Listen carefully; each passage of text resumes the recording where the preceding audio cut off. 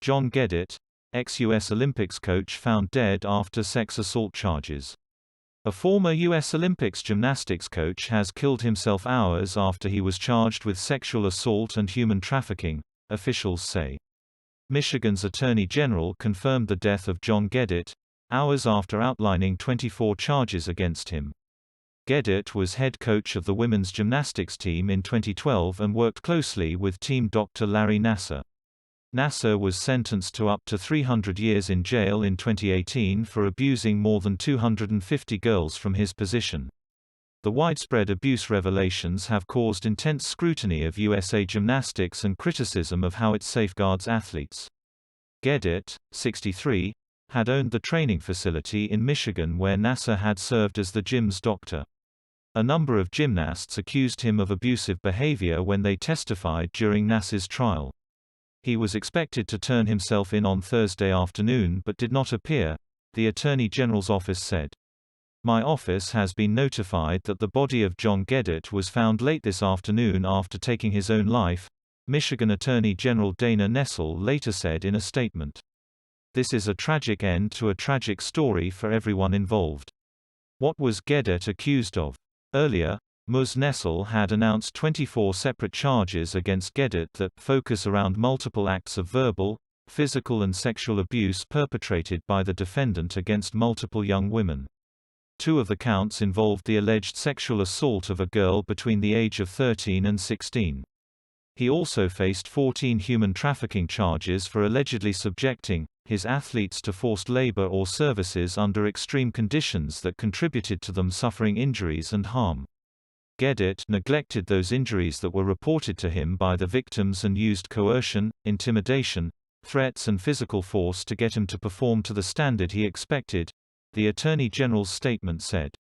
A lawyer for some of Gedit's alleged victims had earlier welcomed the interpretation of human trafficking laws in the case and said it marked an important step in child protection, to potentially deter similar actions by others. Gedit was also accused of lying to investigators in 2016 during the probe into the allegations against Nassar. Gedit's abuse, like so much, was never a secret.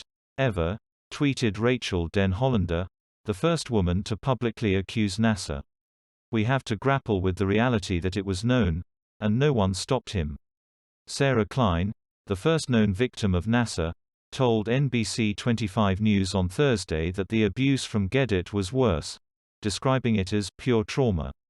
In a statement, Ms. Klein, who is now an attorney and advocate for victims of sexual abuse, called Gedit's death an escape from justice for a narcissistic abuser. Sarah Turisti, another former gymnast who trained under Gedit, said his death victimized us all over again. I am thankful that the survivors will not have to endure a lengthy and painful trial, but I am saddened that the chance to see justice served has been stolen from us, she said.